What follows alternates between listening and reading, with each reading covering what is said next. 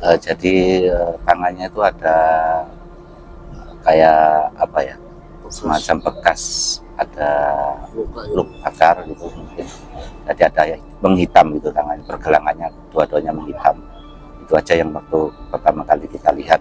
Jadi korban posisinya telungkup di akses dari ruang tamu ke dalam, telungkup di situ, kakinya di posisi di ruang tamu, badannya sudah masuk ke ruang dalam. Jadi posisi telungkup dan keadaan pertama kali ditemukan tanpa busana. Jadi kalau kami melihat itu hanya di perkalangan, mungkin di otopsi itu nanti polisi yang menyampaikan. Jadi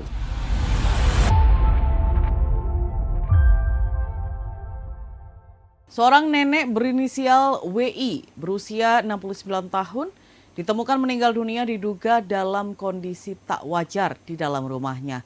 Lokasi tepatnya di kawasan Jalan Candi Lontar, Lakar Santri, Surabaya pada Selasa 23 Juni 2026 sore. Selain karena tubuhnya ditemukan dalam keadaan tanpa busana dengan kondisi terlungkup, terdapat bekas luka mencurigakan pada beberapa bagian tubuh. Dan untuk informasi selengkapnya akan dilaporkan oleh rekan kami Luhur Pambudi dalam program Saksi Kata. Berarti memang berangkat jam berapa, Pak? ya, setengah 8. Pulangnya sore jam 5 gitu. Ya, memang benar di hari Selasa kemarin di tempat kami ada kejadian yang meninggal tidak wajar. Yang pertama kali menemukan anaknya, setelah itu lapor ke saya bahwasanya ibunya meninggal, dan setelah dilihat dan diperhatikan sama beberapa orang ada tidak wajar sehingga dilakukan hal-hal yang mungkin diperlukan untuk kejadian selanjutnya. yang pertama kali menemukan itu siapa itu? Anak pertamanya yang kali menemukan itu meninggal. Bu siapa itu? Bu Ani itu datang ke rumah saya mengabarkan bahwasanya ibunya meninggal. Selanjutnya saya minta untuk beberapa orang, ada tenaga medis yang tahu bahwa kalau apa itu pasti meninggal atau enggak kan.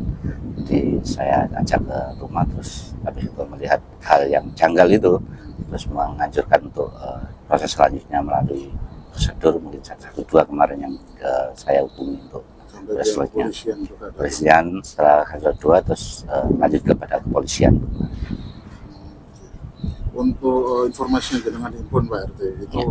Kondisi pintu rumah pagarnya itu seperti apa Pak? Jadi ya, kalau waktu saya masuk kan sudah terbuka semuanya. Jadi menurut anaknya tadi menceritakan kalau masuk itu ya masih tertutup semuanya. Jadi dari pagar depan sampai pintu itu masih tertutup waktu dia datang pulang kerja itu. Ketika baru tahu Pak RT itu untuk kondisi korban seperti apa? Jadi korban posisinya telungkup di akses dari ruang tamu ke dalam, telungkup di situ, kakinya di posisi di ruang tamu, badannya sudah masuk ke ruang dalam. Jadi posisi telungkup dan keadaan pertama kali ditemukan tanpa busana. Untuk ini berarti kondisi tangannya atau kakinya? Jadi tangannya itu ada kayak apa ya, semacam bekas, ada luka bakar gitu mungkin. Jadi ada yang menghitam gitu tangannya, pergelangannya dua-duanya menghitam. Itu aja yang waktu pertama kali kita lihat. Untuk waktu pertama ditemukan itu yang jadi ciri kenapa kami melihat itu janggal gitu. Jadi Pak medis pertama awal melihat itu kok janggal di situ, akhirnya memutuskan lainnya. Sehingga nggak berani megang. Iya, berani tidak berani megang atau tidak berani untuk memeriksa itu karena ada luka itu. Jadi setelah itu proses selanjutnya itu. Anaknya itu memang kerja atau bagaimana? Dua-duanya memang kerja. Aktivitas harinya kerja mulai jam 8. Ya normalnya jam 5 sudah nyampe rumah.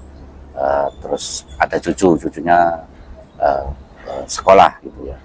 Setelah hari ini kan hari libur, dia minta untuk pergi ke rumah temannya, diantar sama orang tuanya. Jadi posisi di rumah hari Selasa itu memang kosong, tinggal sendirian Bu Wasiati. Untuk ini Pak, berdasarkan informasi jenengan himpun juga, apakah ada benda-benda yang dikabarkan hilang sampai sekarang? Kemarin sempat dicari adalah handphone. Jadi handphonenya kemarin sudah dicari, di telepon itu memanggil. Jadi posisinya mungkin sudah off gitu HP-nya. Terus juga mencari dompetnya, itu juga nggak ditemukan dua-duanya benda itu yang dicari kemarin. Untuk ponselnya itu merek apa itu? Ponselnya mungkin saya nggak tahu karena anaknya juga dimintain polisi merek apa gitu juga nggak tahu gitu. Jadi saya nggak tahu merek ponselnya. Kalau dompetnya itu dompet apa Pak? Dompetnya untuk bawa sehari-hari. Oh, di bawah Jadi kebutuhan uang di situ untuk belanja, untuk beli makanan gitu, dompet itu. Untuk ini Pak RT, sosoknya beliau yang meninggal dunia ini seperti apa tadi? Beliau itu baiknya sama warga, juga menyapa, saling sapa lah, nggak pernah ada pertengkaran di antara tetangga di situ juga. Dan juga sama anaknya juga tidak ada dengan tengkar gitu kami di sebelah-sebelahnya, atau kadang kan kalau ada sesuatu yang itu kan pasti cerita lah warga ke saya untuk tidak lanjut. Jadi tidak ada yang janggal di rumah tangga situ. Di rumah itu nggak ada pertengkaran sama sekali. RT, untuk yang anak kedua itu sudah menikah itu? Ya sudah menikah dan sudah bisa.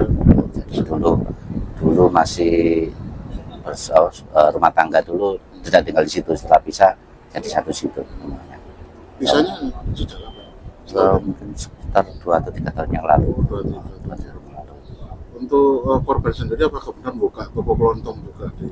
Sempat buka toko untuk aktivitas dulu, kalau ya nyambi lah untuk cari-cari mungkin uang. Tapi setelah agak akhir-akhir ini mungkin 1-2 tahun ini sudah nggak itu lagi, nggak buka lagi, ya nggak dilanjutkan lagi, sudah ditutup. Kalau kembali lagi ke TKP-nya itu, Ya. berdasarkan informasi yang jenengan himpun, apakah ada benda-benda mencurigakan yang melekat di sekitar TKP, atau mungkin ada kayak benda pecah gitu, atau kerusakan-kerusakan di dalam rumah?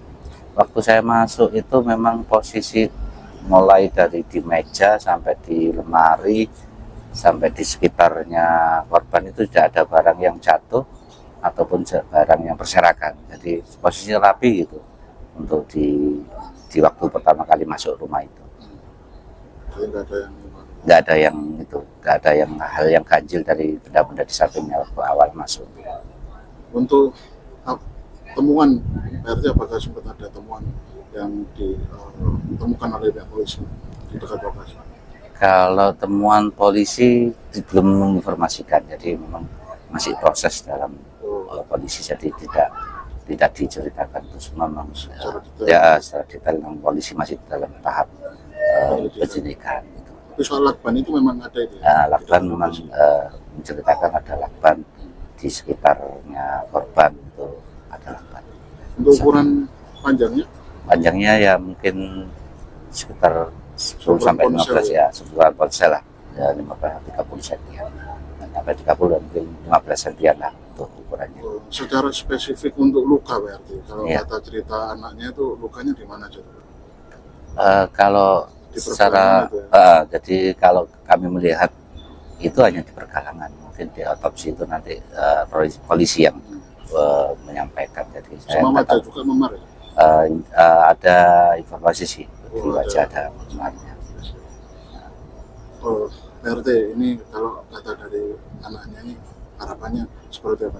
Ya harapannya kan memang dari awal sudah sepakat ya, dua-duanya sepakat. Jadi waktu saya ditanya oleh tim GRC itu gimana, sepakat untuk melanjutkan bagaimana, kenapa sampai meninggal, jadi apa penyebabnya, dan kalau sudah penyebabnya apa, nanti apa hasil akhirnya ya yang terbaik bagi keluarganya itu diminta oleh anak-anaknya.